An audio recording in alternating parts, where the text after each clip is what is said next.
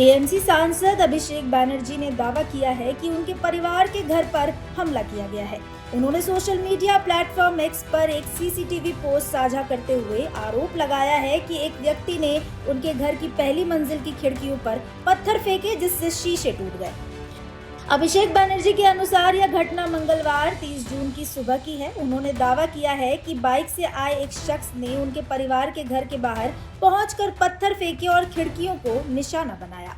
इस हमले में घर के शीशे टूटने की बात कही गई है। टीएमसी सांसद ने इस घटना को गंभीर बताते हुए कहा कि ये केवल एक सामान्य कानून व्यवस्था का मामला नहीं है, बल्कि राज्य में हिंसा के स्वरूप को लेकर गंभीर सवाल खड़े करता है।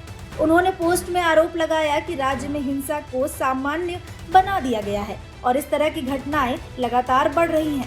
अभिषेक बैनर्जी ने इस मामले में पुलिस की भूमिका पर भी सवाल उठाए। उन्होंने कहा कि जब ये घटना हुई तब पुलिस की मौजूदगी और कार्रवाई को लेकर सवाल उठते हैं। उन्होंने पूछा कि उस समय पुलिस कहाँ थी और किसके इशारे पर आरोपी ने इस तरह का हमला करने की हिम्मत दिखाई। टीएमसी नेता ने आगे आरोप लगाया कि राज्य में ऐसा माहौल बना दिया गया है जहां अपराधियों को ये भरोसा रहता है कि उन्हें राजनीतिक संरक्षण मिल जाएगा। उन्होंने कहा कि इसी वजह से अपराधियों के हौसले बुलंद हैं और इस तरह की घटनाएं सामने आ रही हैं। अपने सोशल मीडिया पोस्ट में अभिषेक बैनर्जी ने भारतीय जनता पार्टी पर भी निशाना बनाया। उन्होंने आरोप लगाया कि बंगाल में हिंसा और गुंडागर्दी को बढ़ावा दिया जा रहा है और मौजूदा राजनीतिक माहौल के कारण अपराधी बेखौफ हो रहे हैं। उन्होंने ये भी कहा कि यह स्थिति केवल एक घटना तक सीमित नहीं है, बल्कि राज्य में कानून व्यवस्था को लेकर व्यापक चिंता का विषय है।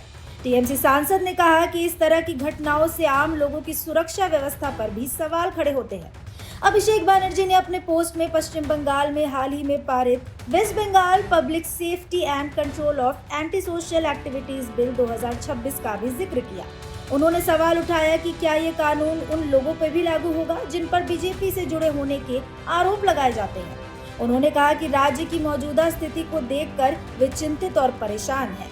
उनके अनुसार इस तरह की घटनाएं यह दर्शाती है कि राज्य में सुरक्षा और कानून व्यवस्था की स्थिति को लेकर गंभीर सवाल उठ रहे हैं।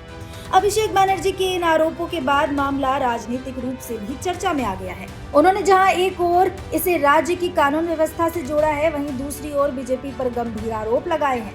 फिलहाल ये मामला राजनीतिक बयानबाजी और आरोप प्रत्यारोप के बीच सुर्खियों में बना हुआ है। फिलहाल इस जानकारी में इतना ही। ऐसी तमाम खबरों के लिए देखते रहिए भारत एक्सप्रेस।